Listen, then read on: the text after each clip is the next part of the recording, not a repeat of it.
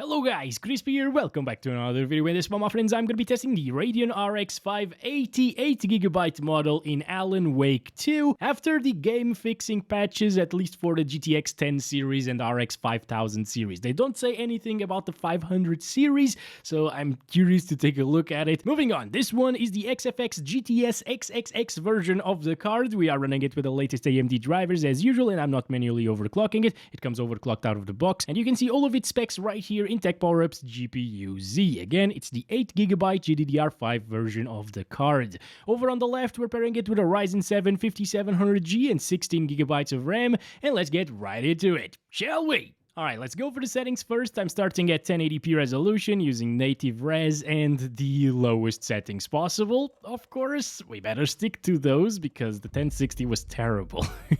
And oh my god, no! No, this is performing like the 1060 before the patch. After the patch, the 1060 was getting around like 20 FPS with some drops here and there. For example, in this area right here, it was getting, I think, 18 or 19 frames per second using the same settings. And yeah, this one is getting 11 frames per second. Whoa! So the recent patch didn't really do anything to fix the performance on the RX 500 series, apparently, guys. Unless it was even worse than this, but I don't think it was, right? Because this is right in line, again, with what the 1060 would do before the patch was enabled. So this will come as a very bad news for a lot of you guys, because I have seen a ton of comments requesting the RX 580 here in Alan Wake 2. Maybe you were hopeful that it would also receive the same treatment as the Pascal GPUs, but no, this is still completely horrible and broken. At the very least, though, it's not flashing all over the place, the screen, you know, because with the 980 Ti, it could lead to some actual deaths in real life because of seizures or whatever.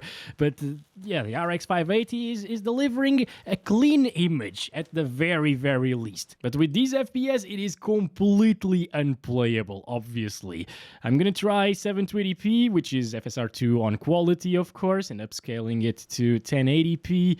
This barely makes a difference, guys. It's 15 FPS, and I know a lot of you are probably commenting, what about an FSR 3 mod? Would that save the RX 580? Well, it would probably put it above like 20 FPS, 25 maybe, but with an input lag of 15 or even lower FPS, it would be completely unplayable. I've actually just tried FSR 3 in Starfield for an upcoming video, and with a baseline of 30 to 35 FPS, I was getting like 60, 65 FPS with frame generation enabled in FSR 3, you know, but it was still an unplayable experience because of the horrible, awful input lag. Like, if you want to enable frame generation and if you want your games to feel better with frame generation, you need to have a baseline of at least like 40 FPS, and that's pushing it, in my opinion at least. Of course, you might be fine with a baseline of 30 FPS, but a baseline of 14 or 15 FPS is just no good,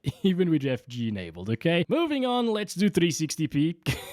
I mean, oh boy, and that gives us another FPS boost.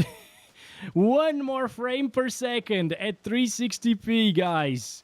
See how terrible this is without mesh shaders. What boggles my mind a little bit is that both the RX 580 and GTX 1060 have no mesh shaders support, so they should perform around the same. Yet 1060 received the treatment, a fix, and this one is still the same. It's kind of weird. Not that it would be playable even with the fix in place for these GPUs, but yeah, it's also interesting that the 900 series also received a performance boost, but not the RX 500.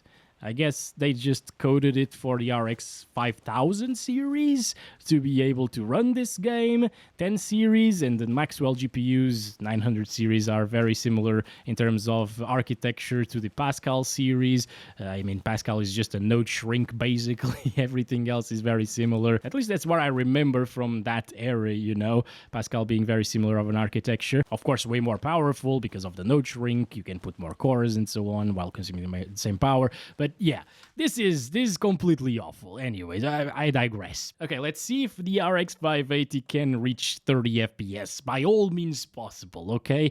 So I'm turning it down to the lowest resolution in this game, which says custom there for some reason, 720 by 400. And well, this is even lower than 640 by 480. 640 by 480 is 307,000 pixels. This is 288,000 pixels. And I'm gonna use FSR. You know what? Let's try that native first. And wow, look at this, my friends. We're getting a good like 3 or 4 more FPS. Actually less than that, 2 or 3 more FPS than at 1080p native resolution. And this is now 400p. At least it's not like all stretched out like 640 by 480 would be. So there's that.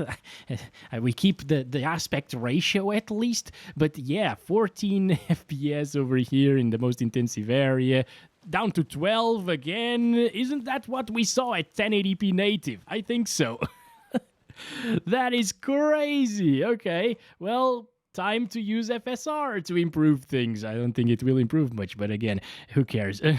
This is just for fun at this point. So we can go down to 240 by 133 Ultra Performance FSR. 133p. I don't think I've ever played this game with a lower resolution than 160p, so this is going to be new grounds for me, my friends. Look at this. Oh, how beautiful is that? It's still exactly the same crap.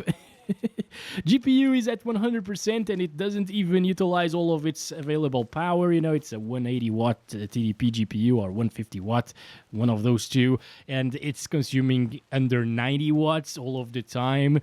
Again, it just lacks some features and some technologies that are needed in Alan Wake 2 for it to be playable, and this is what we get, especially without any patching or updates made towards the RX 500 series performance. So, not even 20 FPS, guys. Not even freaking 20 FPS. You gotta be kidding me. I actually thought we would be able to get that. And you know what?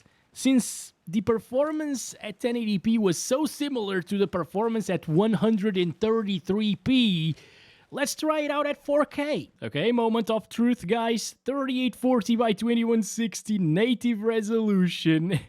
Using low settings. Oh, look at that. The menu actually runs at 60 FPS. That's amazing. And inside of the game, okay, you know what? I'm not even mad. We didn't even lose like half of the performance of 1080p. I think 1080p was getting like, what, 12 FPS? This is getting 8 FPS. It's a 33% decrease in FPS or so. And I'm actually gonna start counting our frames right here, because why not?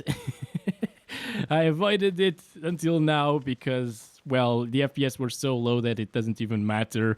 But hey, now we can see that it gets 4 FPS, 1% lows, and over in the most intensive part of my benchmark run, it's getting 7 FPS. So at least it's very stable when it comes to the minimum and average frames per second. If you are all about those single digits, my friends, and all about that stability, this might be one of the most stable Alan Wake 2 experiences. Alright, jokes aside, obviously you should not buy this game if you have an RX 580 or 590, that's just an overclocked 580 basically, or any of the 500 series GPUs from AMD. These are completely dead in this game. I mean, the 1060 was dead in this game, but at least it got like 20 plus FPS. Catch you in the next one. Love you all. Bye-bye.